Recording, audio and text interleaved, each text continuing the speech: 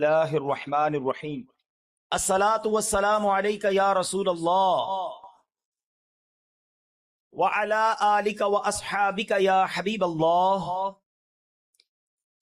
الصلاۃ والسلام علیک یا نبی اللہ وعلی آلک واصحابک یا نور اللہ۔ پیارے پیارے اسلامی بھائیوں، منقول ہے کہ ایک شخص تھا، اس نے کسی کا قتل کر دیا۔ قتل کرنے کے بعد اسے احساس ہوا کہ یہ تو بہت بڑی غلطی ہو گئی ہے، بہت بڑا گناہ ہو گیا ہے۔ اور یاد رہے کہ قرآن کریم میں فرمایا گیا، جس نے ایک جان کو قتل کیا گویا اس نے ساری انسانیت کو قتل کیا۔ یہ اتنا سخت گناہ ہے۔ اب وہ شخص جب یہ گناہ ہو گیا تو سوچنے لگا کہ اب کوئی توبہ کی صورت ہے، کیسے توبہ ہو سکتی ہے؟ تو ایک صحابی رسول حضرت عبداللہ ابن عباس رضی اللہ تعالیٰ عنہما کی خدمت میں حاضر ہوا اور عرض کی کہ حضور مجھ سے یہ غلطی ہو گئی ہے، اتنا بڑا گناہ ہو گیا ہے، کہ توبہ ہے؟ تو آپ نے فرمایا کیا تمہاری ماں زندہ ہے؟ کہتا حضور ماں کی تو وفات ہو گئی ہے۔ تو فرمایا اچھا ایسا کرو، توبہ کرو اور جتنا ہو سکے اللہ کو راضی کرنے کی کوشش کرو۔ وہ بندہ تو چلا گیا، یقیناً اس زمانے میں ایسا کوئی معاملہ نہیں ہوگا، یا جو بھی اس کے اگلے کانسیکوینسز عدالتی نظام وغیرہ وہ یقیناً الگ معاملہ ہوگا۔ یہاں گناہ کی معافی کی بات ہو رہی ہے۔ تو حضرت عبداللہ ابن عباس سے ایک شخص نے کہا کہ حضور یہ بات تو آپ پہلے بھی کہہ سکتے تھے توبہ کرو، آپ نے یہ کیوں کہا کہ ماں زندہ ہے یا ماں موجود ہے؟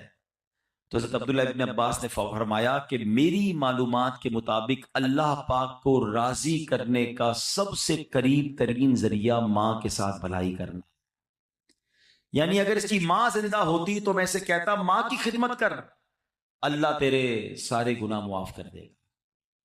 ایک بار اسی طرح ایک شخص نبی پاک علیہ السلام کی بارگاہ میں آیا، آ کر کہتا حضور میرے بڑے گناہ ہیں، بڑی خطائیں ہیں، میں بڑا گنہگار ہوں، یا رسول اللہ کیا میری معافی ہو سکتی ہے، توبہ قبول ہو سکتی ہے؟ نبی پاک علیہ السلام نے فرمایا کہ تیری ماں زندہ ہے۔ کہا حضور ماں زندہ نہیں ہے۔ فرمایا تیری خالہ ہے؟ کہا جی حضور خالہ ہے۔ فرمایا جا خالہ کی خدمت کر، اللہ تیرے گناہ معاف کر دے گا۔ یعنی ماں کا مرتبہ تو اپنی جگہ، ماں باپ کے رشتہ دار بھی برکت والے ہو جاتے ہیں کیونکہ ان کا رشتہ ماں سے ہے نا۔ اب یہاں اگر بات سیکھنے کو کیا مل رہی ہے کہ گناہ کی معافی چاہیے، اللہ کی رضا چاہیے، جنت کا راستہ چاہیے، تو یہ ماں باپ کے قدموں سے ملتا ہے، یہ ماں باپ کی دعاؤں سے ملتا ہے، یہ ماں باپ کی رضا سے ملتا ہے۔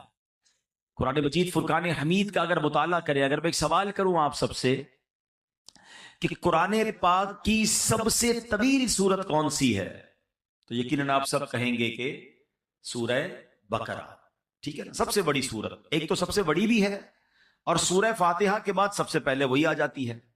آپ امپورٹنٹ سمجھے نا، جب بھی کوئی اہم بات کرنی ہوتی ہے اس کو پہلے کیا جاتا ہے، اس کو سٹارٹ میں کیا جاتا ہے، اس کو شروع میں کیا جاتا ہے۔ طویل سورت بھی ہے اور رائٹ آفٹر سورہ فاتحہ وہی سورت ہے۔ اب سورہ بقرہ کا میسج کیا ہے؟ پہلے تو یہ سمجھ لیں، بقرہ کہتے ہیں گائے کو، ٹھیک ہے، عربی میں بقرہ گائے کو کہتے ہیں۔ اس میں ایک گائے کا واقعہ ہے، واقعہ کئی بار آپ نے سنا ہے، اس لیے میں طویل نہیں سناؤں گا، مگر اس کی کچھ ہائی لائٹس کہ ایک بچہ تھا جس نے ماں باپ کی خدمت کی، اس کے والد نے، ایک اتنا امیر آدمی نہیں تھا اس کا والد نیک تھا، پرہیزگار تھا، بچے کی اچھی تربیت کی، اور ایک بچڑا گائے کی ایک بچہ چھوڑ کر انتقال ہو گیا۔ اللہ سے دعا کی، اللہ اس بچے کو میرے بیٹے تک پہنچا دینا، بیٹا ابھی چھوٹا ہے، بڑا ہو جائے تو یہ امانت اسے مل جائے۔ اب کیسے ایک طویل واقعہ ہے کہ اس بچے کو یہ گائے بھی مل گئی اور ماں کی خدمت کرتا تھا، اور ماں نے دعا دی اور اللہ نے کرم کیا کیا کہ وہ گائے جو ہے دنیا کی سب سے مہنگی گائے بن گئی، سونے کے وزن کے مطابق اس گائے کو بیچا گیا۔ واقعہ طویل ہے، اس کی تفصیل آپ پڑھیں گے، لیکن میں جو ہائی لائٹ کرنا چاہ رہا ہوں کہ قرآن نے پہلے ہی واقعے میں درس کیا دیا کہ ماں باپ کا ادب کرنا ہے، ماں باپ کی خدمت کرنی ہے، ماں کی دعائیں لینی ہے۔ صرف سورہ بقرہ کے میسج سے پتہ کیا چل رہا ہے کہ کتنا امپورٹنٹ ہے والدین کی خدمت، کہ قرآن پاک کی سب سے بڑی سورت کا پہلا میسج ہی یہی ہے۔ اور اس پہ اور بھی میسجز ملتے ہیں کہ اس والد نے بہت بڑی رقم نہیں چھوڑی، اپنے بچے کی اچھی تربیت چھوڑی۔ حلال تھا مگر تھوڑا تھا، بچہ نیک بنایا نا، اپنا سرمایہ بچے کی کریکٹر بلڈنگ پہ لگایا، بچے پر خرچ کر کے اس کو بگاڑا نہیں، اور تھوڑے پیسے حلال کے چھوڑ کر گیا، اللہ نے ان تھوڑے پیسوں میں ایسی برکت ڈالی کہ بچہ اس زمانے کا ملینر بن گیا۔ یہی بات ہم سب نے سیکھنی ہے، جن کے بچے ہیں، جن کے والدین ہیں۔ ہم بچوں پر انویسٹمنٹ کرتے ہیں مال کی، ڈگریاں دلا دو، دنیا دکھا دو، کاروبار سکھا دو۔ میں نہیں کہتا یہ نہیں کرنا چاہیے، جائز طریقے سے کرے، نو پرابلم، مگر بیسٹ انویسٹمنٹ یہ ہے کہ اس کو اچھا مسلمان بنا دو، اچھا انسان بنا دو، اللہ کا فرما بردار بنا دو، یہ انویسٹمنٹ ہے۔ آپ دیکھیں نا، بہت سارے لوگ زندگی بھر ایک ہی چیز سوچ رہے ہیں، یار بچے کے لیے مال چھوڑنا ہے، اولاد کے لیے پیسے چھوڑنے، جائیداد چھوڑ کے جانا چاہیے۔ بندہ کبھی کہنا ہے یار آپ اتنی محنت کیوں کرتے ہیں؟ یار بچوں کے لیے تو کر رہا ہوں، اپنے بچوں کے لیے کچھ چھوڑ کے جانا ہے۔ ارے اللہ کے بندوں، پہلے یہ چیک کرو حلال چھوڑ کے جانا ہے یا حرام چھوڑ کے جانا ہے؟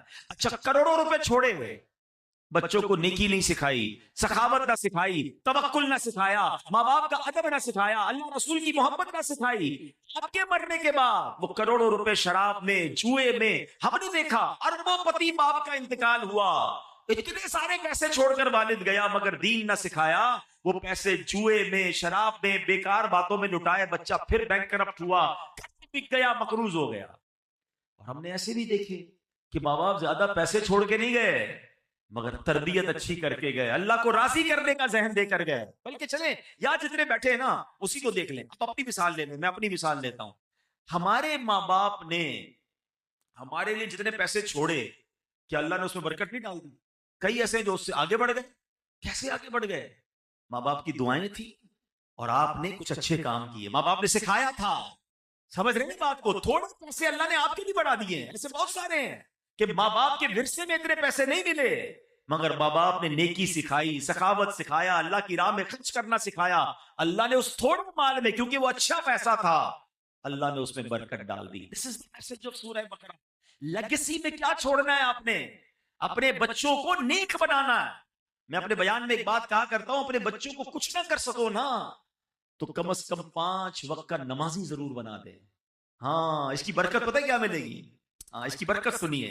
اگر آپ کا بچہ، آپ کا بیٹا، آپ کی بیٹی 5 وقت کی نمازی ہے نا، تو جب آپ دیکھیں ماں باپ کو مرنے کے بعد کیا چاہیے؟ نیک اعمال زندگی کے بعد منقطع ہو جاتے ہیں، اعمال نامہ ڈسکنٹینیو۔ حدیث میں آتا ہے جب بندہ انتقال کر جاتا ہے اس کا اعمال نامہ بند ہو جاتا ہے سوائے 3 چیزوں کے۔ فرمایا علم جو باقی رہتا ہے، صدقہ جاریہ، اور نیک اولاد جو اس کے لیے دعائے مغفرت کرے۔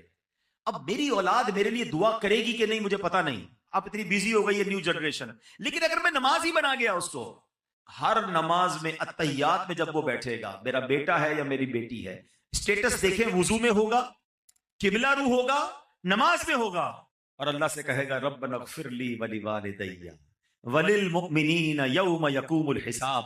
فجر پڑھے گا تو مجھے تحفہ ملے گا، ظہر پڑھے گا تو مجھے تحفہ ملے گا، بلکہ ہر وہ رکعت جس پہ قاعدہ آخرہ کرے گا میری اولاد مجھے دعا دے رہی ہے۔ اور اولاد کی دعا کبھی کبھی کیسے مقبول ہوتی ہے؟ حضرت عیسیٰ علیہ نبینا علیہ السلام ایک بار کسی قبر کے پاس سے گزرے، دیکھا قبر پر عذاب ہو رہا ہے، اللہ کے نبی تھے نا، اللہ نے ایسی نگاہیں دی تھی، قبر کے اندر کے احوال جان لیے۔ تھوڑے عرصے کے بعد آئے، دیکھا قبر میں انوار و تجلیات کی بارش ہے۔ اے اللہ، یہ معاملہ کیسے؟ یہ بندہ ایسے نورانی قبر میں کیسے ہو گیا؟ کچھ دنوں پہلے تو عذاب ہو رہا تھا۔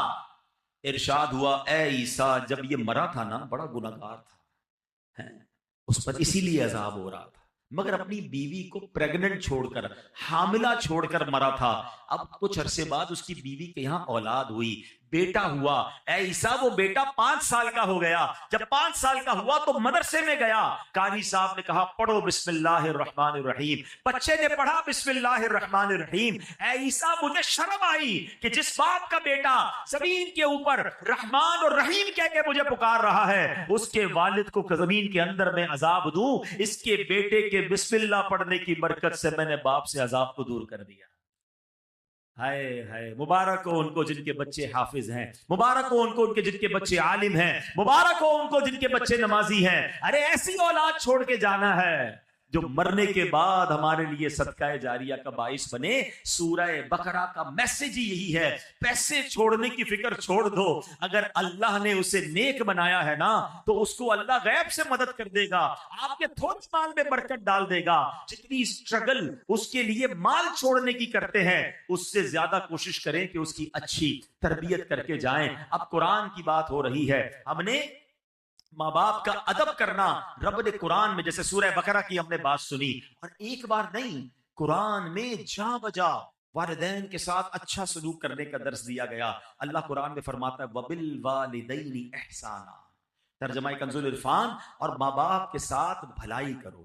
اچھا قرآن پاک کا ایک بڑا خوبصورت اسلوب ہے, بہت پیارا اسٹائل ہے. کئی مقامات ایسے ہیں جہاں اللہ نے اپنی عبادت کا درس دیا, ساتھ ہی اس کے بالکل لگو لگ اللہ نے والدین کے ساتھ نیکی اور بھلائی کا حکم ارشاد فرمایا. ایک آیت میں فرمایا وَقَضَىٰ رَبُّكَ أَلَّا تَعْبُدُوا إِلَّا إِيَّاهُ وَبِالْوَالِدَيْنِ إِحْسَانًا. اور تمہارے رب نے حکم فرمایا کہ اس کے سوا کسی کی عبادت نہ کرو اور ماں باپ کے ساتھ اچھا سلوک کرو. 21ویں پارے میں فرمایا انشکر لی وَلِوَالِدَيْكَ کہ میرا اور اپنے والدین کا شکر ادا کرو. ایسا کئی مقامات پر ہے. اللہ نے اپنی عبادت کا ذکر کیا, رائٹ آفٹر اللہ نے والدین کے ساتھ بھلائی کا, والدین کے ساتھ شکر کا, والدین کے ساتھ اچھا برتاؤ کرنے کا حکم دیا. اے میرے پیارے اسلام, اس کی وجہ کیا ہے؟ ریزن سمجھنا ہے نا کہ اللہ نے بالکل اس کے ساتھ کیوں بیان فرمایا. مفتی احمد یار خان نعیمی علیہ رحمت الرحمان اس کی 2 وجہ بیان فرماتے ہیں. کہتے ہیں پہلی تو یہ کہ ماں باپ فیض الہی کا پہلا واسطہ ہے. ہاں یعنی بندے کو اللہ پاک کی جو بھی نعمتیں حاصل ہوتی ہیں نا وہ پیدائش کے بعد ملتی ہیں. یعنی میں پیدا ہوا تو پھر سب کچھ مجھے ملا نا. میں پیدا ہی نہ ہوتا, میرے ماں باپ نہ ہوتے تو میں پیدا ہی نہ ہوتا. آج میں دنیا میں ہوں کس کے سبب سے ہوں؟ ماں باپ کے سبب سے ہوں. اچھی صورت ہے, دولت ہے, عزت ہے, شہرت ہے, رزق ہے, نعمت ہے, سانس ہے, واٹ ایور مجھے اللہ کی نعمتیں ملی جب میں دنیا میں آیا. تو ماں باپ واسطہ ہیں کہ اس کے ذریعے میں دنیا میں آیا. تو سبحان اللہ یہ ساری نعمتیں ملنے کا ایک واسطہ تو والدین اس طرح ہو گئے. دوسری بات مفتی صاحب فرماتے ہیں کہ ماں باپ کے جو ہم پر احسانات ہوتے ہیں نا, جو انعامات ہیں, ان انعامات اور احسانات میں ایک بڑی خوبصورت مشابہت اللہ پاک کے احسانات کے ساتھ ہے. اب وہ کیا ہے؟ اللہ پاک اپنے بندوں کو پالتا ہے, نعمتیں عطا فرماتا ہے, بارش برستی ہے, پھول کھلتے ہیں, سبزے اگتے ہیں, دانے لگتے ہیں, اناج بنتا ہے. یہ سارا نظام زندگی اللہ پاک نے بنایا کس کے لیے؟ اپنے بندوں کے لیے. کیا معاذ اللہ اس میں اللہ کی کوئی لالچ ہے؟ اللہ کو ہم سے کچھ چاہیے؟ بے لالچ عطائیں ہیں نا اس کی. اللہ نے قرآن میں فرمایا ما اريد منهم من رزق وما اريد ان يطعمون ان اللہ هو الرزاق ذو القوة المتین. ترجمہ کنز العرفان میں ان سے کچھ رزق نہیں مانگتا اور نہ یہ چاہتا ہوں کہ وہ مجھے کھانا کھلائیں. بے شک اللہ ہی بڑا رزق دینے والا, قوت والا, قدرت والا ہے. اللہ بانٹتا ہے, اللہ عطا کرتا ہے, اللہ کو ہم سے کوئی طلب نہیں. یہ اللہ کی شان ہے. مگر اللہ نے ماں باپ کو کیسا بنایا ہے کہ ماں باپ بچے سے لالچ نہیں کرتے. ماں باپ کو کوئی لالچ نہیں ہوتی کہ اس کو کھلائیں پلائیں, اپنے پیٹ کاٹ کے اس کو بڑا کریں, اس کو سردی گرمی سے بچائیں, اس کو جناب دوائیاں دلائیں. بعض اوقات بچے بڑے ہو کر کوئی ماں باپ کی خدمت نہیں کرتے. لوگ ہو سکتا ہے کسی کے ذہن میں خیال آئے کہ جناب آج کل تو ماں باپ بچے کو اس لیے پالتے ہیں بڑا ہو کے کما کے دے گا. ارے مجھے بتاؤ اگر یہ بات ہے تو پھر معذور بچوں کو ماں باپ کیوں پالتے ہیں؟ ماں باپ کا پیار بے لالچ ہے. دنیا میں جو بے لوس پیار ہے, انکنڈیشنل لو اگر کوئی کرتا ہے تو وہ ماں باپ کرتے ہیں. میں نے بڑی پیاری بات پڑھی, دنیا میں ایک ہی بندہ ہے ہماری اور آپ کی زندگی میں, ایک ہی بندہ ایسا ہوتا ہے جو یہ چاہتا ہے کہ یہ مجھ سے بھی آگے بڑھ جائے. اور پتہ ہے کون ہوتا ہے؟ وہ ہمارا والد ہوتا ہے. والد ہمیشہ یہ چاہتا ہے کہ میں جہاں تک پہنچا ہوں نا میرا بیٹا اس سے آگے پہنچ جائے. دنیا میں اور کون چاہتا ہے بھائی آگے بڑھ جائے؟ اتنا انکنڈیشنل پیار ماں باپ کرتے ہیں, اپنی تکلیفیں اپنی. اچھا پھر ماں باپ کو اللہ نے کیسا پیارا رشتہ ہمیں کیسا دیا اگر ہم سمجھے نا. ہم جب پیدا ہوئے نا, آپ کے گھر میں بھی بچے پیدا ہوئے ہوں گے. اچھا میری باتیں ان کو جلدی سمجھ آئیں گی جو اب خود ماں باپ بن گئے. ہمیں بھی یہ اس وقت سمجھ نہیں آتی تھی, جب خود ماں باپ بنے تو زیادہ سمجھ آئی. بچہ پیدا ہوتے ہی سب سے زیادہ فریجائل ہوتا ہے بچہ, بالکل جس کو کہیں چھوئی موئی ہوتا ہے نا, کتنی بیماریاں اس پہ حملہ آور ہو رہی ہیں. اب اس بچے کو 2 خادم چاہیے 24/7, چھٹی نہیں ہے ان خادمین کی. جو اس کی باڈی ہے نا، اس کی ریکوائرمنٹ کیا ہے کہ اس کو 2 ایسے خادم چاہیے. ایک خادم وہ چاہیے جو اس کے ساتھ ہر وقت چپکا رہے، اس کی گندگی صاف کرے، اس کو کپڑے پہنائے، اس کی مالش کرے، اس کو تیل لگائے، اس کو کھانا کھلائے، دودھ پلائے، واٹ ایور اس کی نیڈ ہے، سونا جاگنا اسی کے ساتھ. تبھی وہ بچہ آہستہ آہستہ گرو کرے گا. اور دوسرا خادم اس کو وہ چاہیے کہ جو اپنا مال خرچ کرے، اپنے پیٹ، کیونکہ تمام چیزوں کے لیے پیسے چاہیے گے. اللہ نے دیکھے ماں باپ کے دل میں کیسی محبت ڈالی ہے کہ ماں بچے کے پیدا ہوتی اس کی خادمہ بن جاتی ہے. دنیا میں پیسوں سے ایسی خادمہ نہیں مل سکتی جیسی اللہ نے ماں جیسی، اس کے دل میں اتنی محبت ڈال دیتا ہے رب کہ وہ اب بچہ روئے تو یہ جاگتی ہے، وہ تڑپے تو یہ تڑپتی ہے. ارے اس کے رونے میں اسے پتہ چل جاتا ہے کہ پیٹ میں درد ہو رہا ہے یا کان میں درد ہو رہا ہے. اور والد کیسا بے لوس خرچ کرتا ہے کہ آدھی رات کو ہاسپٹل لے جانا ہے، آدھی رات کو ماں کہتی بچے کے لیے دودھ لے کر آؤ، فلاں دوائی لے کر آؤ، وہ سارے کام چھوڑے گا، اپنے دودھ پیتے بچے کے لیے یہ سب چیزیں کرتا ہے. سوچے یہ دل میں ڈالا کس نے؟ یہ اللہ نے میری اور آپ کی پرورش کا انتظام کیا ہے. یہ ماں باپ کے احسان ہیں ہم پر جو انہوں نے ہمارے ساتھ بچپن سے اب تک کیے. اور جب ہی رب فرماتا ہے شکر ادا کرو میرا اور شکر ادا کرو اپنے والدین کا. اے میرے پیارے اسلامی بھائیوں، نبی پاک علیہ الصلوۃ والسلام کی بارگاہ میں عرض کی گئی یا رسول اللہ سب سے فضیلت والا عمل کون سا ہے؟ یہ بہت سارے اسلام میں بیٹھے ہیں اور ماشاءاللہ نیک نمازی ہیں، نیکی کرنے کا جذبہ بھی ہوتا ہے، ہم بھی چاہتے ہیں کہ فضیلت والا عمل بتا دیں. ایک صحابی رسول نے سوال کیا یا رسول اللہ سب سے زیادہ فضیلت والا عمل کون سا ہے؟ فرمایا الصلاۃ علی وقتہا، یعنی نماز کو اس کے وقت پر ادا کرنا. پھر پوچھا یا رسول اللہ اس کے بعد دوسرا سیکنڈ پسندیدہ عمل؟ فرمایا ثم بر الوالدین، اس کے بعد والدین کے ساتھ بھلائی کرنا سب سے پسندیدہ. یہ اتنی بڑی نیکی ہے، یہ پسندیدہ عمل پہ بھی ٹاپ لسٹ پر ہے. تو اے میرے پیارے اسلامی بھائیوں، ہمیں اپنے ماں باپ کے ساتھ اچھا برتاؤ کرنا ہے. اچھا بعض اوقات آج کے زمانے میں فاسٹ لائف ہو گئی، یہ نہیں پتا چلتا کہ میں کیا کر لوں تاکہ مجھے یہ اطمینان ہو جائے کہ میں والدین کا فرما بردار ہوں. میرے پر والدین کے حقوق کیا ہیں؟ مجھے کوئی لسٹ بتا دیں، مجھے کوئی چیک لسٹ دے دیں تاکہ میں چیک کر لوں کہ میں یہ کام کر رہا ہوں کہ نہیں. اپنے طور پہ میں سمجھ رہا ہوں میں بڑی خدمت کر رہا ہوں، میں ماں باپ میرے مجھ سے سیٹسفائی ہیں، کہیں ایسا نہ ہو کہ میں گناہ گار ہوں. تو آج میں کچھ والدین کے حقوق بیان کرتا ہوں جو علماء کرام نے بیان کیے. اب ذرا غور کیجئے والدین کے ساتھ نیک سلوک کرنا کیسے ہے. سب سے پہلے تو یہ بات ذہن میں بٹھا لیں کہ والدین کے حقوق کی گنتی بھی نہیں ہو سکتی، اتنے حقوق ہیں. اعلیٰ حضرت امام اہل سنت کی خدمت میں سوال ہوا کہ ماں باپ کے حقوق کتنے ہیں؟ سیدی اعلیٰ حضرت امام اہل سنت نے کمال کا جواب دیا. فرمایا والدین کے اتنے حقوق ہیں کہ پورے کرنا ناممکن ہے.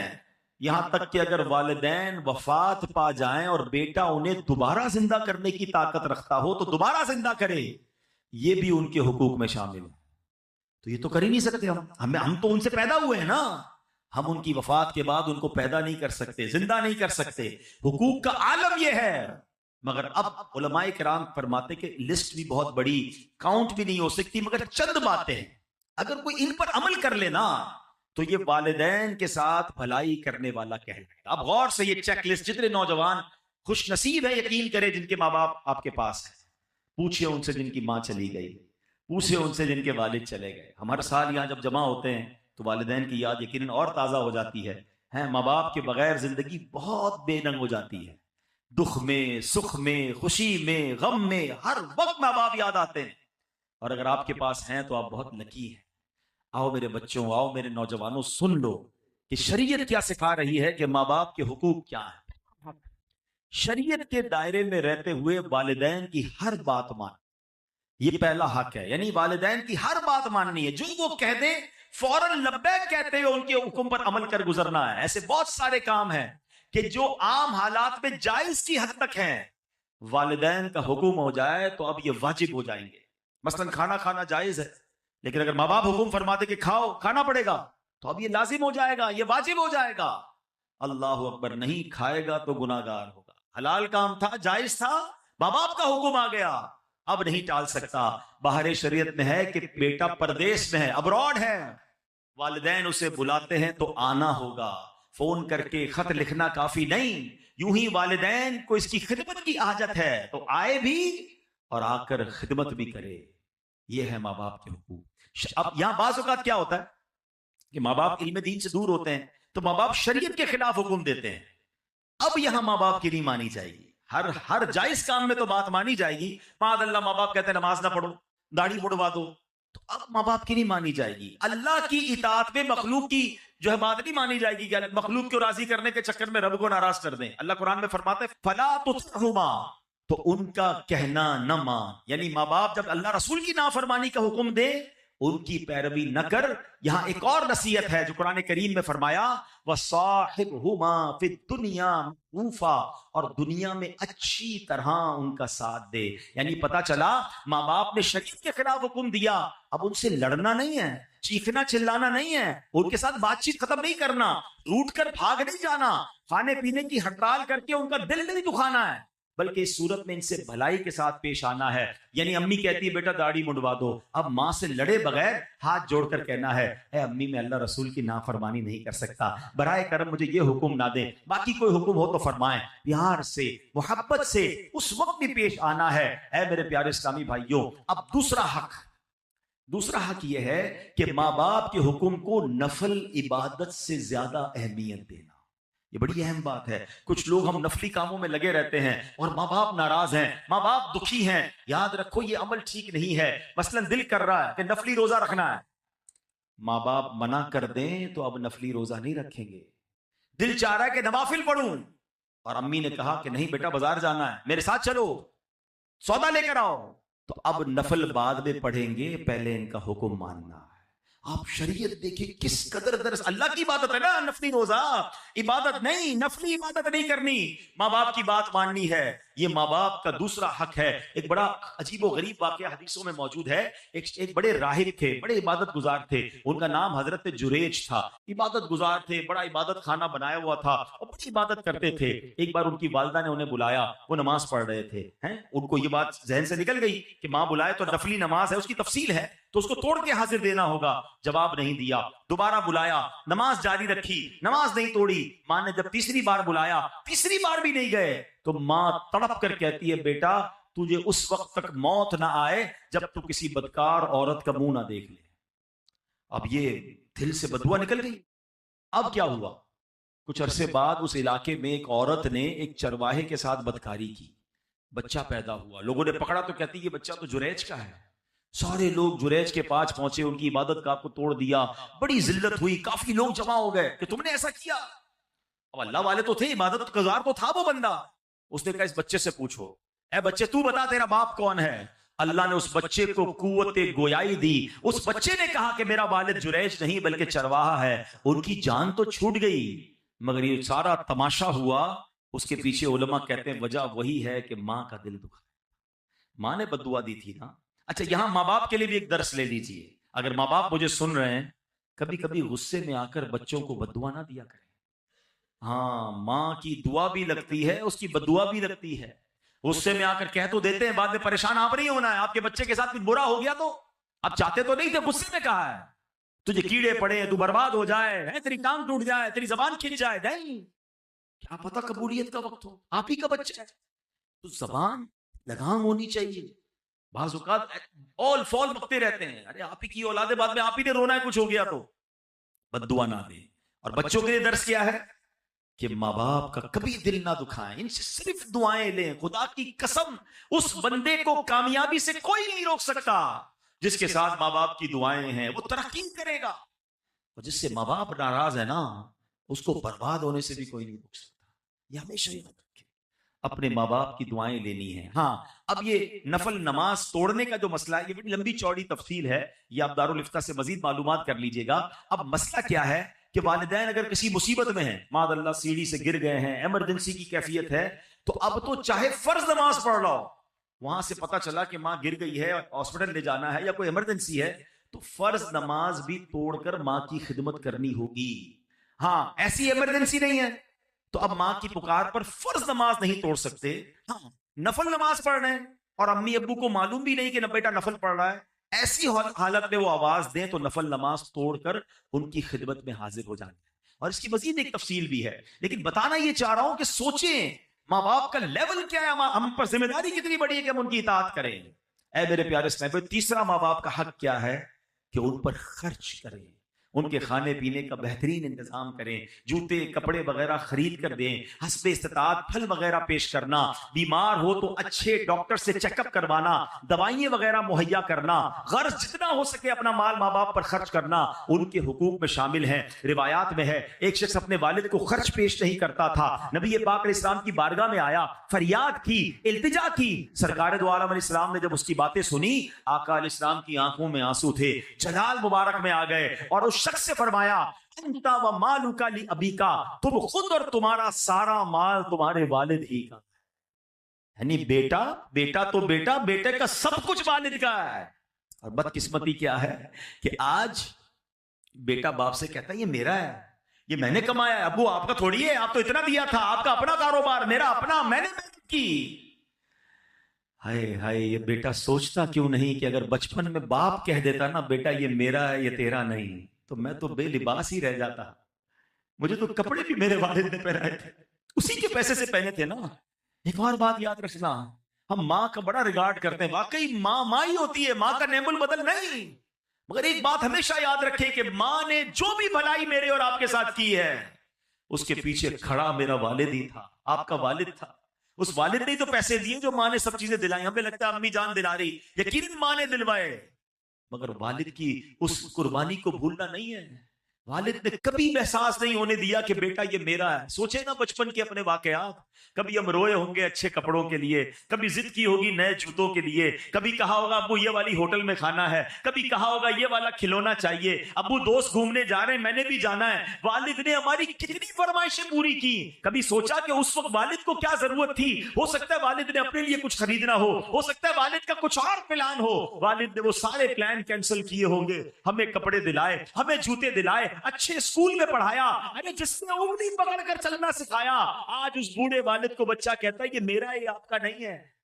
ارے اس کا دکھ تو سوچو کیا ہوتا ہوگا، کیا اس کو بچپن کی وہ باتیں یاد نہیں آتی ہوگی کہ جب یہ بول نہیں سکتا تھا، جب یہ کھا نہیں سکتا تھا، میں اس کا انتظام کرتا رہا، اور آج یہ مجھے کہہ رہا نہ کرنا، کبھی بھی یہ مت کہنا خدا کی قسم جو کچھ میرا ہے وہ سب میرے ماں باپ ہے، عزت ہے، شہرت ہے، دولت ہے، واٹ ایور آئی ہیو۔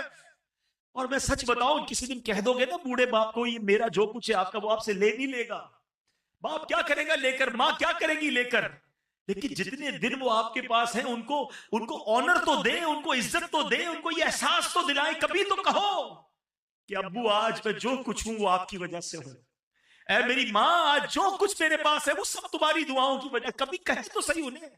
ماں کو گن گن کے پیسے دیتے ہیں، اور کیوں مانگتی ہے ماں، بار بار کیوں مانگ رہی ہے، کیا ہو گیا، خرچہ کیوں کر رہی ہے؟ ماں سے حساب لوگے یار، کو صحیح بتاؤ، خدا کی قسم اس اولاد کے بھاگ جاگتے ہیں جس کو ماں باپ پر خرچ کرنے کا موقع ملتا۔ ارے تمہارے پیسوں کے نصیب جاگ گئے ہیں کہ تم اپنے ماں باپ پر خرچ کر رہے ہو۔ کئی ماں باپ تو ایسے جنہوں نے موقع ہی نہیں دیا یار، ہمیں خرچ کرنے کا موقع ہی نہیں دیا، خود ہی خرچ کرتے رہے، خود ہی کھلاتے رہے، خود ہی خدمت کرتے رہے۔ میں اگر اپنی ماں کی بات کروں، میں تو نہیں تھا اس وقت، بغداد میں تھا، مگر بتاتے اس رات بھی ماں نے اپنے ہاتھ سے کھانا بنایا تھا جس رات میری والدہ کا وصال ہوا، انہوں نے موقع ہی نہیں دیا ہمیں کچھ کرنے کا، خدمت کرتے کرتے چلی گئی، والد نے موقع نہیں دیا۔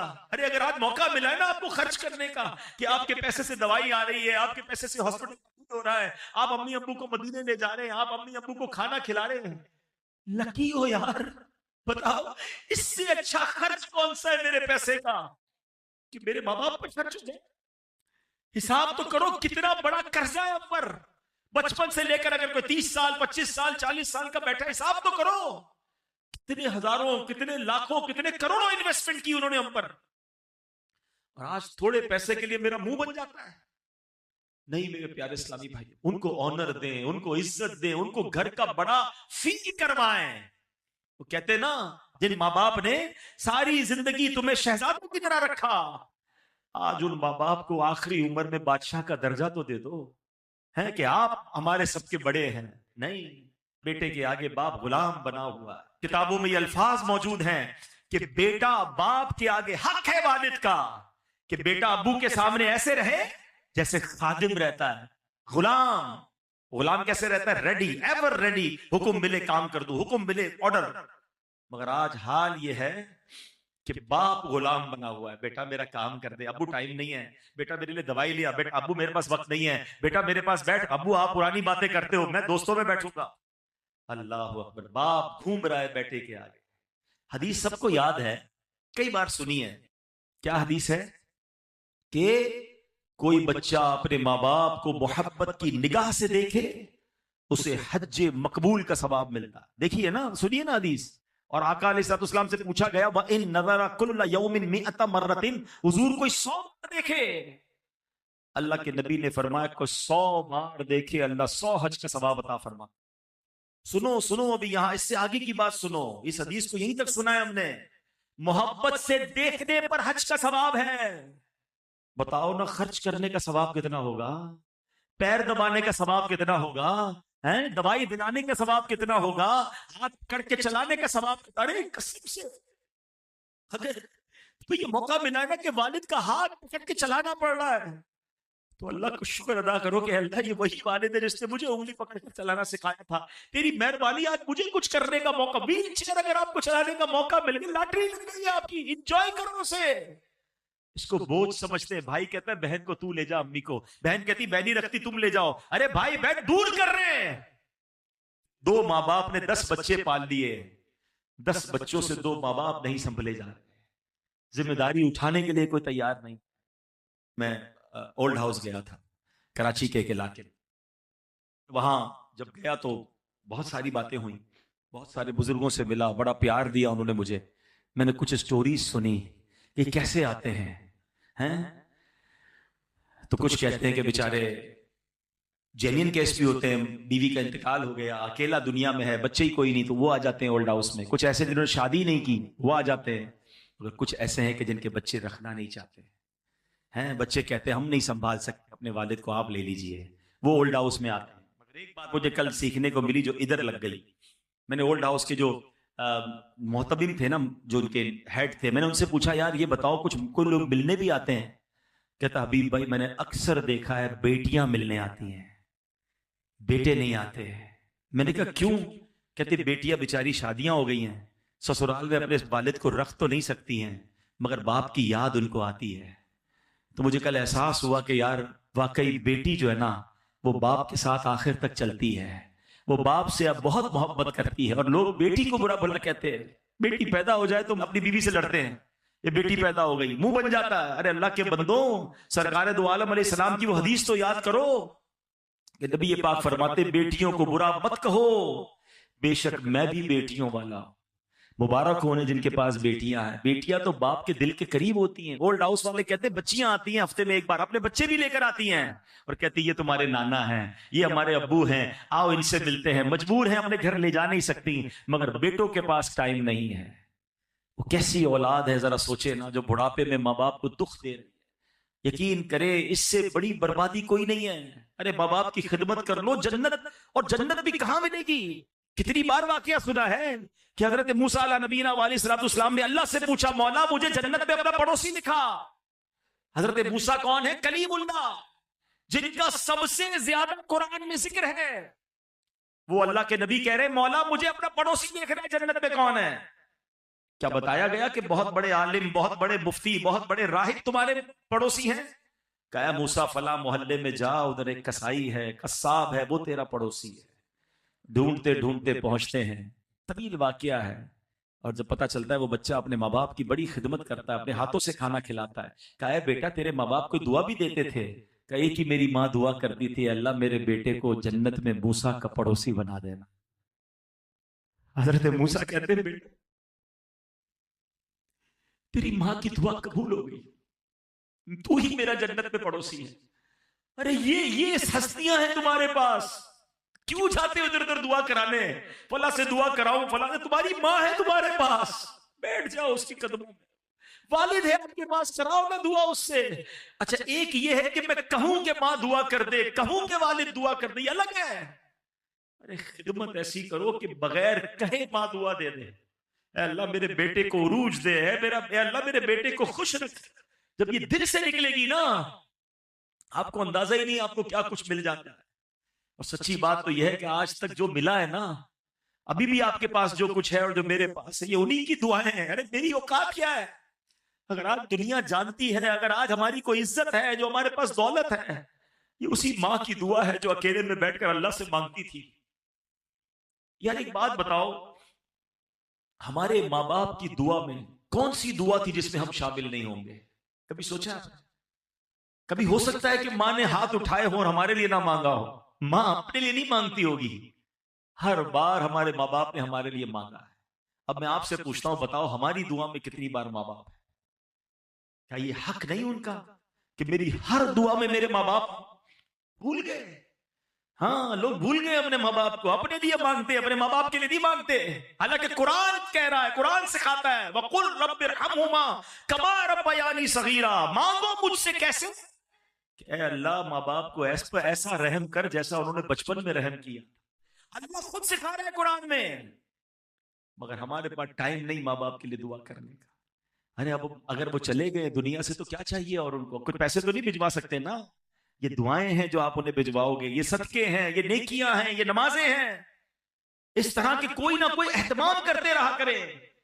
جن کے ماں باپ چلے گئے ان کو مشورہ بالخصوص دے رہا ہوں، زندگی میں ماں باپ، بلکہ حدیثوں میں یہ مضمون ملتا ہے، جو بچہ، جو اولاد اپنی دعاؤں میں ماں باپ کو یاد نہیں رکھتا اس کا رزق کاٹ دیا جاتا. اگر لمبی عمر چاہیے اور رزق میں برکت چاہیے تو فرمایا دعاؤں میں والدین کے لیے دعا کریں. یار کیسی ہستیاں ہے، دعا ان کے لیے کروں رزق میرا بڑھ جاتا ہے، عمر میری لمبی ہو جاتی ہے مگر پھر بھی دعا نہیں کرتے. تو بالخصوص جن کے ماں باپ چلے میں ان کو مشورہ دوں گا، ان کو تحفے بھجوائیں. دیکھیں نا، کبھی کبھی ماں باپ ملتے ہوں گے تو آپ ان کو کوئی کھانا کھلاتے ہوں گے، زندگی میں ان کو کوئی سوٹ پیس تحفے میں دیتے ہوں گے، کوئی عطر دیتے ہوں گے، عید کے دنوں میں امی ابو کو کوئی تحفہ دیتے ہیں نا. اب نہیں ہے وہ تو اب قبر میں بھجواؤ نا. ہیں کبھی 2 رکعت پڑھی، یا اللہ یہ ماں کے ایصال ثواب کے لیے، یا اللہ یہ میرے والد کے ایصال ثواب. آج ابو یا اللہ میں نے 100 درود پاک پڑھے میرے والد کو تحفہ، یا اللہ سورہ یاسین پڑھی ہے میرے ابو کو تحفہ. مسجد کے سامنے ڈبہ آیا، جیب میں پیسے نکالے، اے اللہ امی ابو کے ایصال ثواب کے لیے. یہ جو پیسے آپ نے ڈالے ان کا ثواب ان کو قبر میں پہنچے گا. اور سوچو ان کو کتنی خوشی ہوگی کہ میری اولاد بھولی نہیں ہے. ہر تھوڑے دنوں بعد فرشتہ انہیں خبر دے گا تمہارے بیٹے نے ایصال ثواب کیا ہے، تمہاری بیٹی نے صدقہ کیا ہے، تمہاری اولاد نے سورہ یاسین پڑھی ہے. ارے یاد تو رکھو انہیں. اور میں آپ کو ایک اور بات بتا دوں، جو مرنے کے بعد اپنے ماں باپ کو یاد رکھتا ہے نا، اس کے مرنے کے بعد اس کی اولاد بھی اسے یاد رکھے گی. جو آج اپنے ماں باپ کو، مرحوم ماں باپ کو بھول گیا نا، وہ یہ امید نہ رکھے کہ بعد میں اولاد اسے یاد رکھے گی. اور پھر ایک اور بہترین کام کیجئے، جن کو اللہ نے نوازا ہے کہ وہ کم از کم، اگر اللہ نے نوازا، بلکہ اللہ نے سب کو ہی نوازا ہے. حدیث پاک سناؤں گا، آپ کا دل خوش ہو جائے گا. حدیث پاک کا خلاصہ ہے، جو اللہ کے لیے مسجد بناتا ہے اللہ اس کے لیے جنت میں گھر بناتا ہے. جنت میں گھر ملے گا اس کو جو مسجد بنائے گا. اب میرا ماننا یہ ہے کہ میرے پاس یا آپ کے پاس، جی ہاں، جو گھر ہے نا، یا تو ماں باپ نے دلایا ہے یا ماں باپ کی دعاؤں سے ملا ہے. ایسا ہی ہے، ایکسپٹ کرتے ہو کہ نہیں؟ ٹھیک ہے. دنیا کا گھر کس نے دلایا؟ ماں باپ نے دلا دیا یا دعاؤں سے مل گیا. اب میری باری ہے میں اپنے ماں باپ کو جنت میں گھر دلا. اب اولاد کی باری ہے کہ وہ اولاد ماں باپ کو جنت کا گھر دلائے. کیسے؟ مسجد بنا لے، ماں باپ کے نام کی مسجد بنائے، ان کے ایصال ثواب کے لیے بنائے. انشاءاللہ میرا رب انہیں جنت میں گھر بھی دے گا. اچھا کمال دیکھو، ایسا نہیں صرف ماں باپ کو ملے گا، میرے رب کی رحمت بہت بڑی ہے. جو اس مسجد میں حصہ ملائے گا، سارے بھائی بہن مل کے ملا رہے ہیں، سارے دوست مل کے ملا رہے ہیں، انشاءاللہ ان سب کو بھی جنت میں گھر ملے گا، ماں باپ کو بھی جنت میں گھر مل جائے گا. اب ہو سکتا ہے کسی کے ذہن میں سوال آئے کہ یار مسجد تو بہت اچھی بات ہے، بنانی چاہیے، کئی لوگ بناتے ہیں اپنے ماں باپ کے نام کی مسجد، ٹھیک ہے نا، میں تو نہیں بنا سکتا، میں غریب ہوں، 1 کروڑ روپے، 50 لاکھ روپے، 70 لاکھ روپے کہاں سے لاؤں؟ ہائے ہائے، میرا دین کتنا پیارا دین ہے. صرف امیروں کے لیے فضیلت نہیں ہے. سرکار دو عالم علیہ الصلوۃ والسلام فرماتے ہیں، حدیث پاک کا خلاصہ ہے، جو کوئی شخص چڑیا کے گھونسلے جتنی بھی مسجد بنائے اللہ اسے بھی جنت میں گھر عطا فرمائے گا. علماء فرماتے ہیں اس کا مطلب یہ کہ کوئی مسجد میں چڑیا کے گھونسلے جتنا بھی حصہ، یعنی ایک اینٹ بھی لگا دے، اللہ اس کو بھی جنت میں گھر عطا فرمائے. آپ تو آپ کی جتنی حیثیت ہے، آپ ایک مصلی لگا دیں مسجد میں، ایک اینٹ لگا دیں، جتنا آپ دیکھیں، کنجوسی نہیں کرنا. ماں باپ کی باری میں بندہ بولے 500 روپے دے دو جنت میں گھر، آپ کی حیثیت اگر اتنی ہے پھر تو ٹھیک ہے. مجھے ایک بات ایک بزنس مین نے سکھائی، ان کے پاس ہم گئے، کہتا ہے مسجد بنانی ہے ابو کے نام کی، ان کا بہت وی آئی پی بنگلہ تھا، میں ان کے گھر گیا تھا. کہتے جیسا میرا گھر ہے نا، اس سے اچھی مسجد بناؤں گا. ہاں بالکل اسٹیٹ آف آرٹ مسجد بنانی ہے. میں نے کہا کیوں؟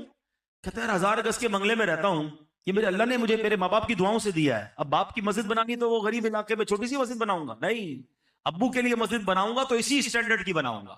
تو اب یہ وہی والی بات ہے نا کہ آپ کو اللہ نے کتنا دیا یہ آپ طے کریں، ہیں کہ آپ کے ماں باپ کی دعاؤں سے جو آج اللہ نے دیا ہے، اب آپ کا خرچ بھی اسی حساب سے ہو جائے، پھر انشاءاللہ دیکھیں آپ کے ماں باپ کی روح آپ سے کیسی خوش ہوگی۔ بہرحال باتیں تو بہت ساری تھی، ماں باپ کے حقوق کیا ہیں، والدین کی خواہشات کو پورا کرنا ان کے حقوق میں شامل ہے، پسندیدہ کھانا کھلائیں، پسند کی چیزیں لے کر آئیں، والدین حج کرنا چاہتے ہیں اور اگر آپ کے پاس استطاعت ہے تو انہیں حج کروائیں، وہ مدینہ دیکھنا چاہتے ہیں اگر آپ کر سکتے ہیں انہیں مدینہ دکھائیں، ان کی خدمت میں مبالغہ کریں، ان کے پیر دبائیں اور ان کے غم میں غمگین اور خوشی میں خوش ہو جائیں، ان کے سامنے اونچی آواز سے بات نہ کریں، ان کے آگے نہ چلیں، ان کو نام سے نہ پکاریں، ان کی طرف سے اگر کوئی دکھ یا تکلیف پہنچے تو صبر اور بس صبر ہی کرتے چلے جائیں۔ یہ سب ماں باپ کے حقوق ہیں۔ میں اللہ سے دعا کرتا ہوں کہ رب کریم مجھے بھی، جو چلے گئے ماں باپ، میرے ماں باپ تو اب نہیں ہیں، ہماری زندگی میں ہماری ذمہ داری یہ ہے کہ ان کو قبر میں راحت پہنچائیں، ان کو نیکیاں پہنچائیں، ان کو ایصال ثواب کریں، اور آپ میں سے جن کے ماں باپ ہیں اللہ ان کو اپنی زندگی میں اپنے ماں باپ کی خوب خدمت کی توفیق عطا فرمائے۔ ماں باپ چلے جائیں تو ان کو ایصال ثواب کرتے رہنے کی توفیق عطا فرمائے۔ اور اب آخری بات ماں باپ سے یہ کروں گا کہ اگر یہ ساری باتیں میری اور آپ کی اولاد سن لے تو بتاؤ نا ہمارے لیے زندگی کتنی آسان ہو جائے، ہماری اولاد بھی تو ہماری فرما بردار ہو جائے گی نا، اگر اس طرح کے بیانات سنے گی کہ ماں باپ کے ادب کیا ہے۔ تو پلیز اپنی اولاد کو، خود بھی اور اپنی اولاد کو بھی دعوت اسلامی کے ماحول سے وابستہ کریں، اجتماع میں آتے رہیں۔ آج میں جو کچھ ہوں نا یہ میرے والد صاحب کا مجھ پر احسان ہے، وہ مجھے انگلی پکڑ کر دعوت اسلامی میں لے کر آئے تھے، امیر اہل سنت کے حوالے کیا، اجتماع میں لے جاتے، قافلوں میں لے جاتے، محفلوں میں لے جاتے۔ آج وہ دنیا میں نہیں ہے، مگر انشاءاللہ اگر جو میں کر رہا ہوں ٹوٹا پھوٹا دین کا کام، وہ آپ جانتے ہیں، وہ سب کا اجر انہیں مل رہا ہے۔ میری ماں نے الحمدللہ تربیت فرمائی، قربانیاں دیں، تو آج انشاءاللہ اس کا اجر مل رہا ہوگا نا انہیں۔ ہم بھی کوشش کریں کہ اپنی بھی اور اپنے بچوں کی تربیت کی بھی کوشش کریں۔ باقی اللہ ہدایت دینے والا رب ہے، میں کوشش تو کروں نا، باقی تو اللہ نے ہدایت دینی ہے۔ اللہ سے دعا بھی کرتے رہے اولاد کے حق میں، تو اللہ ہم سب کو نیک اعمال کرنے کی توفیق عطا فرمائے، آمین بجاہ النبی الامین۔ الحمدللہ رب العالمین والصلاة والسلام علی خاتم النبیین۔ اللہم ربنا آتنا فی الدنیا حسنۃ وفی الآخرۃ حسنۃ وقنا عذاب النار وقنا عذاب القبر وقنا عذاب الحشر وقنا حساب المیزان۔ اے رب کریم جو تلاوت کی اور ہماری زندگی میں ٹوٹے پھوٹے نیک اعمال ہیں پیارے آقا علیہ الصلوۃ والسلام کی بارگاہ میں ہدیتاً تحفتاً عقیدتاً پیش کرتے ہیں، قبول فرما۔ پیارے آقا کے وسیلہ جلیلہ سے تمام انبیاء کرام، صحابہ کرام، تابعین، تبع تابعین، اولیاء کاملین، بالخصوص پیران پیر شیخ عبد القادر جیلانی رحمۃ اللہ تعالی علیہ، تمام مسلمین، تمام مسلمات، خصوصاً بالخصوص میرے مرحوم والدین، ارے اللہ یہاں پر جتنے اسلامی بھائی موجود ہیں ان کے جو بھی رشتہ دار مرحومین دنیا سے چلے گئے، اے اللہ ان سب کی ارواح کو پیش کرتے ہیں، قبول فرما۔ تمام مسلمین، تمام مسلمات کی ارواح کو پیش کرتے ہیں، قبول فرما۔ اے اللہ ہمارے ماں باپ کی بے حساب مغفرت فرما، جن کے ماں باپ حیات ہیں ان کو درازی عمر بالخیر عطا فرما، جن کے ماں باپ چلے گئے مولا ان کی بے حساب مغفرت فرما، اے اللہ ان کے درجات بلند فرما۔ اللہم ارحمہما کما ربیانی صغیرا، اے اللہ ہمیں اپنے لیے، اپنے مرحومین کے لیے خوب ایصال ثواب کے کام کرتے رہنے کی توفیق عطا فرما۔ اے پروردگار ہمیں نیک بنا دے، پرہیزگار بنا دے، عاشق رسول بنا دے، اے اللہ 5 وقت کا نمازی بنا دے، اپنی اولاد کو بھی نمازی بنانے کی توفیق عطا فرما۔ اے کریم، اے کریم، ہمارے ہاتھ اٹھے ہیں، تو سب کے نام بھی جانتا ہے اور کام بھی جانتا ہے، اے اللہ سب کی جھولیاں بھر دے، سب کی مرادیں پوری کر دے۔ اے پروردگار اس مسجد پر اپنا خاص فضل و کرم فرما، اس کو آباد کرنے والوں کے گھروں کو آباد فرما۔ اے رب العالمین، ڈینگی وائرس بڑھتا جا رہا ہے، اللہ اس وائرس اور ہر طرح کے وائرس سے، ناگہانی آفتوں مصیبتوں سے ہمیں بھی بلکہ نبی پاک کی ساری امت کو محفوظ فرما۔ جو اس وائرس میں مبتلا ہو گئے اللہ انہیں شفا عطا فرما۔ اے کریم ہم سب کی جان، مال، عزت، آبرو، مال اور اولاد، دین اور ایمان کی حفاظت فرما۔ وَأُفَوِّضُ أَمْرِي إِلَى اللَّهِ إِنَّ اللَّهَ بَصِيرٌ بِالْعِبَادِ لَا إِلَٰهَ إِلَّا أَنْتَ سُبْحَانَكَ انی کنت من الظالمین۔ اے رب کریم جو تڑپ رہے ہیں انہیں کعبہ دکھا دے، جو مچل رہے ہیں انہیں مدینہ دکھا دے، راہ مدینہ ہم سب کے لیے آسان فرما دے، دعوت اسلامی کی ترقیاں عطا فرما، اور ہمیں بھی بڑھ چڑھ کر دعوت اسلامی کا ساتھ دینے کی توفیق عطا فرما۔ ربنا تقبل منا انك انت السميع العليم وتب علينا يا مولانا انك انت التواب الرحيم ببركة ان الله وملائكته يصلون على النبي يا ايها الذين امنوا صلوا عليه وسلموا تسليما صلى الله على النبي الامي واله صلى الله عليه وسلم صلاة وسلاما عليك یا سیدی یا رسول اللہ. جب تمہیں واپسی ہو یا اللہ، سامنے ہو روضہ رسول اللہ اور لب پہ ہو لا الہ الا اللہ محمد رسول اللہ.